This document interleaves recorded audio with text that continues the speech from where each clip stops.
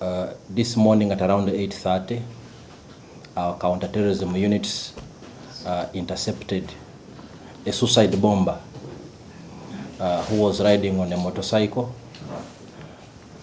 We intercepted her 600 meters from the Munyonyo Basilica, and that was the ultimate target. If she had managed to infiltrate through, I think we would be talking about a different story now. But we engaged them, and ultimately her explosive she was wearing or carrying in the backpack went off, and the rider also died. The suicide bomber is, and by the way, all these preliminary findings and strongly so point to ADF operatives. This lady, the suicide bomber, has been in our custody before. In 2023, I think it was October, and we interrogated her because she had links to ADF. She was known as Aisha Katushabe, also known as Biarohanga Sumaya, also known as Kabonesa, in her 20s. Intelligence findings show that her husband called Muzaffar was killed by our counterterrorism forces in 2021. He was among the group who wanted to bomb the funeral and mourners of the late Deputy Inspector General of Police, Paulo Kechi. That time we arrested some suspects and some were killed. We also know that she was a daughter to Abdul Shakur. Abdul Shakur is the suicide bomber who blew himself at the Central Police Station in Kampala in 2021. The other incident was, I think, along Parliamentary Avenue. So these are strong links to ADF, which we knew about. And in relation to today's event, intelligence was aware that the ADF was planning to attack worshippers and pilgrims on this day. In fact, 2 days ago, we arrested a suspect who is in custody right now, and he gave us very useful information. We found him with laptops and several rounds of ammunition, and the interrogations are still taking place. So we had strong links, and our people on the ground today, we are very vigilant and aware, and we congratulate all the security forces today who are in the field, the UPDF, the Uganda Police Force, and the intelligence services, for preventing a catastrophe. We could have been talking about many people dead and injured today, and the entire city would have been in a panic and confusion. So briefly, that's about the event today, but I think the important message is that we have, again, the security forces delivered a successful Martyrs' Day celebrations, and thanks to them, nobody has died, nobody is injured, although there were attempts to do so by some clearly very negative forces in our society. Any questions? Yes. About the rider? Oh, yes. The investigations are still going on, but from what we have gathered, the motorcycle is registered in the names of Mosana Yusuf, We are yet to establish whether the rider was Musana Yusuf or somebody else, and what links they have or they could have with the terrorist who was riding on the motorcycle. So we will dig deeper into this, and we'll definitely find out. Are there more sleeper cells of ADF, and what are you telling the public if this person got so close to the target? We have been saying this already in the past. We live in a very volatile Great Lakes region. We know that Eastern Congo is a hotbed of many violent armed groups, including the Allied Democratic Forces, which has conducted attacks against Ugandans for many years now, most recently in 2021. And we have always been appealing to the general public to be vigilant, report any suspicious individuals or objects or activities to the security forces, so that intervention measures are undertaken in time. And we thank Ugandans that for the most part, Ugandans have been very cooperative with security, and working together with the security services, we have been able to prevent disaster. Otherwise, we could easily have another July 2010 bombings here. But the members of the security forces, working with the people who are very vigilant indeed, have prevented many of these from happening. We also have the Al-Shabaab situation. It seems far away in Somalia, but actually it is not, because Al-Shabaab comes as close as the northeastern frontier of the Kenya-Somalia border. There is a very big population of Somalis in Kenya and increasingly even in Uganda, so they can always infiltrate. Our borders are porous. Key is to ensure that we are constantly vigilant. Everyone, the wananchi and the security services. And that's how we'll be able to prevent disaster from striking our people, like it is happening in some places. Hello. You said you once arrested the suicide bomber. So you released her under which grounds? We didn't have sufficient evidence. And by the way, this should also tell you that the security services in Uganda and the justice system generally tries to be fair and considerate, although many people tend to think otherwise. If we don't have concrete evidence about you, we might be suspicious, but if we don't have evidence, then we will be compelled to release you. Because to take someone to court means you must have gathered your evidence, and that person will be prosecuted successfully. So there are definitely some gaps in what we had, and we let her go. But today, we have been vindicated that actually she was indeed a terrorist, even when we arrested her back then. But if you are a criminal, you can last so much. Eventually, the law catches up with you, and your bad deeds catch up with you, and she has perished today. Thankfully, without injuring any other bystanders or worshippers or pilgrims. My interest is, thank you, sir. My interest is knowing the real profile of this lady beyond the names. So where has she been living? Who are her other networks so far? How broad are you going to really bring others that you have been cooperating with in this scheme?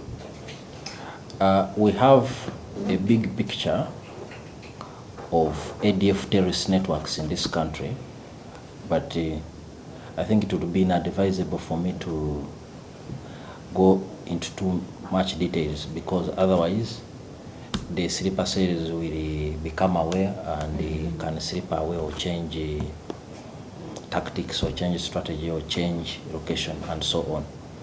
But we know, I've already told you that her two closest associates,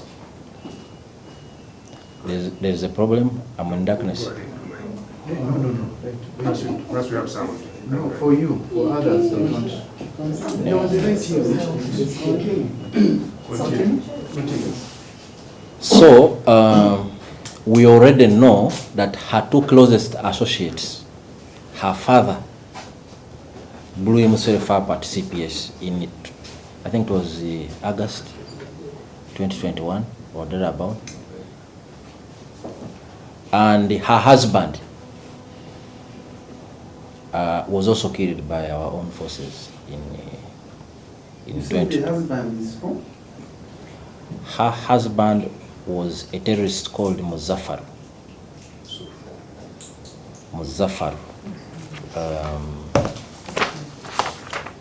Muzaffaru, just a moment. Muzaffaru, I have one name, Muzaffaru. Her husband was Abdul Shakur, the suicide bomber who detonated himself at CPS.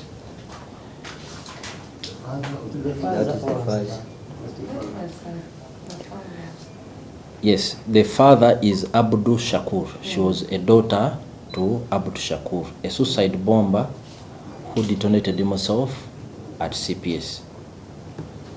That was 2021. Her husband, one Muzaffaru, was also killed by our security forces in 2021. He was part of the group who tried to attack Munas who had converged at the send-off of the late Deputy Inspector General of Police, Lieutenant General Paolo Kechi. So you can see she has very strong links to ADF networks. We know there is a lot more operatives out there. That's why we are calling for enhanced vigilance by members of the public. If they see anything, if they hear anything, if they see objects they don't understand, they should report them to the security services. And by the way, they have been doing that.